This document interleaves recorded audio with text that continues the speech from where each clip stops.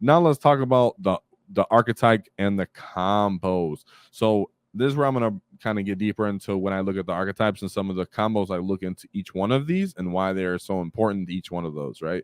So we have the Def Killer War Trike plus sick bikers. We have Wasp Blaster as the enhancement you want to bring in. Of course, the most important strat here is more gets over here where you're going to be obviously reactionary moving. When you're playing in this Cult of Speed, I'm just going to say it now, bikers and Def Killer War Trike alongside Deffkoptas are the backbone of this detachment. The more of each of these units you can bring, the more options you have and capabilities you have to win games. But the reason for this are as of two different reasons for each of these units. The role of the bikers and the Def Killer War Trikes are not only to expand the primary in the game, because in Piranha Nexus, you're not doing secondaries when you're advancing anymore. You don't have Battle Line from the Cult of Speed as your advantage anymore. So GW directly took away our secondary scoring ability from that. Therefore, you're actually not doing it with your bikers. Bikers are actually your first wave initial kind of unit to get into the fray. You're drawing the most fire from those kind of units. You're taking up the battlefield quicker because you have the auto advance 6, because you actually can take the combat and you can take the shooting, and because the enemy has to always know, as now we're going to actually talk about the wall, is that the wall is always at your fingertips. Now, is the wall actually going to break the enemy's back? No.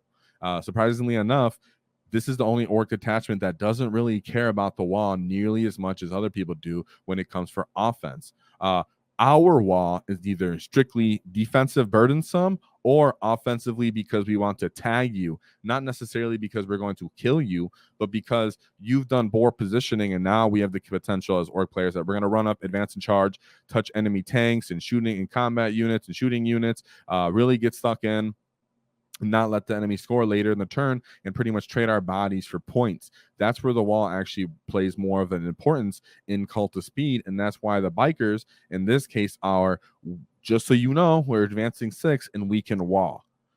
Automatically, they take all the enemy's attention. Now, the important thing to remember here is do not strictly throw them into the mid table. They are not tanky enough for that, even if you give them the 5-up invuln stratagem, which in reality you're using on something else. But what you're actually doing is using the flanks to get your bikers up the field as quickly as possible. Therefore, when people are either A, going to try to move block you because you're bikers and you might get move blocked, or B, they're getting close enough to try to kill you, you can reactionary move. That way you're consistently moving up the battlefield. That's actually where you're going to get your stratagem advantage and utility from the Def Killer War Trike and your bikers. Not to try to kill people with Overwatch for some weird reason. People try to do that. But not to kill people with necessarily charging them.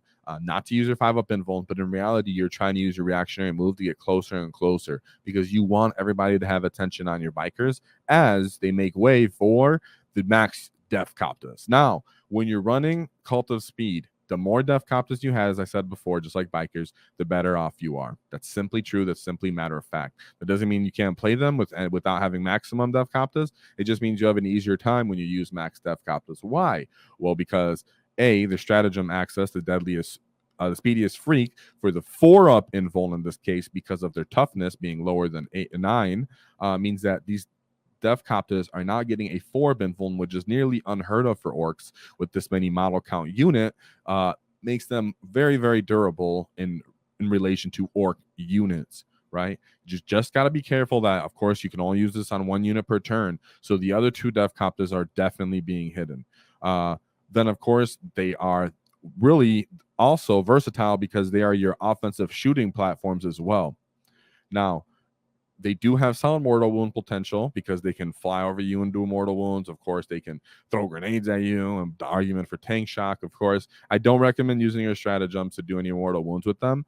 Just know that you can do them under certain circumstances. But in reality, they actually give you the shooting potential for flat 3 damage with sustained and with lethal and unsustained, that you have access to each one of these. But they simply lack reliability and all, right, guys? If you're looking at something like a Land Raider unit of Deffkoptas with lethal is doing maybe 3 wounds to that, mathematically speaking. Of course, they do have blast, so for a unit of boys, if you're shooting other boys, you're shooting guardsmen, you can blow those guys away and pick up maybe 10 of them. But all in all, because it is D3, you simply not only lack the quality of shots that normally we really rely on, but you lack the ballistic skill, you lack any kind of re-rolls. Therefore, it's really the will of the dice god. So anytime you're looking to throttle offensively with these Deffkoptas, know that for all in all, it's going to require either multiple of these units to pick one target, or you're going to need some combined arms with some melee potential, which we'll talk about later, or you'll need some other units to help you shoot, right? In reality, Deffkoptas are your I'm trying to stay alive and make it to the later game as my bikers are moving up the field and taking the attention. Keep that in mind, guys, right? Because your Deffkoptas are, I'm going to pop 4 up invuln and hide. 2 of my units, maybe one's in deep strike, maybe one's hiding behind a building fully, and my other one can't fully hide and is getting closer up the battlefield. That's the one that in my back of my mind is I'm doing my CP count in my head.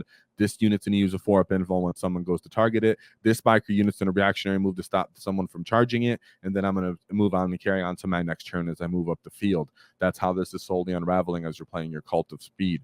Today's sponsor, Baron of Dice. So Baron of Dice has great dice. They have actually enabled us to give these dice out for our paint competitions. So I greatly advise that you go out there. We have a link in the description for 5% discount. That's, of course, because nobody likes taxes. Shout out to Baron of Dice because they are actually customizing orc dice just for us that you guys will be able to get a hold of, and they look exceptional. So shout out to Baron of Dice. Really appreciate you guys, and I really do suggest you get them. I love the actual texture these dice have. Beautiful, beautiful, beautiful. Next, like I said, combined arms, you need your war boss on foot.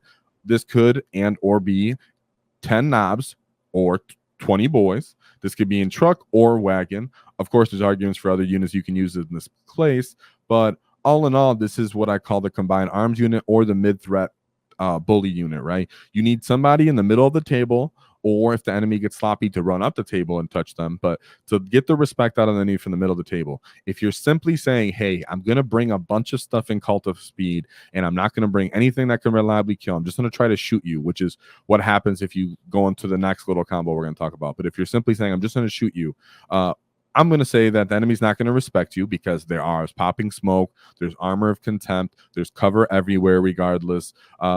There's a good chance that you can just whiff when you try to shoot at someone with your orcs. Therefore, you need a melee threat potential. You need somebody to get respect out of the enemy when they walk to the mid table. You need some way to deal with something like Terminators, which are 2-up save infantry that are quite durable. Of course, you can chip down something like Custodes or Terminators because you have Twin Link on the rockets, but killing and cleaning out the whole unit is simply different. And even a leftover unit of cult custodians can pick up, bikers, for example, or buggies. So this is the unit that you really want to obviously using the enhancement for faster than use. As letting the enemy know, hey, you're hiding in that mid-table, the mid-table terrain back there. Just this truck full of dudes. I can move this truck, get the guys out, advance, charge, and touch you now back there. Just keep it on the back of your head. So not only can my bikers advance 6, not only do I have that, but I have this truck that these dudes can get out and get you too. Like I said, your wall isn't the nail in the coffin in this game. Your nail in the coffin in this game is having constant board control. And when you finally get to that turn 4 and the enemy deployment zone still, and the enemy looks at the table and they're like, you're almost dead, but I'm still behind my own deployment zone line.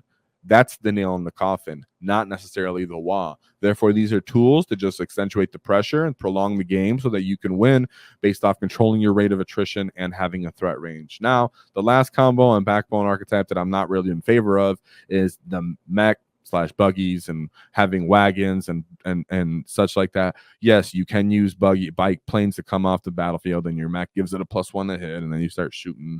And of course, you can have a wagon that has guns units in it, and you jump out and you shoot it with the wagon. And this can be a part of your blitz brigade. That is a entry level type way to play it. You can play that way.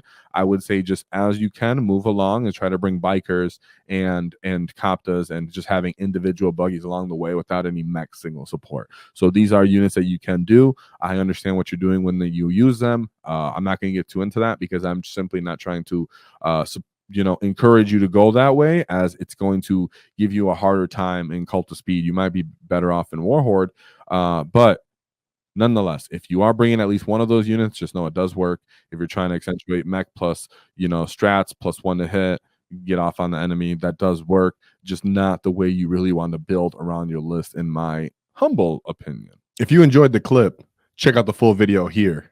If you'd like to see more tactics, click here. Let's get stuck in, lads!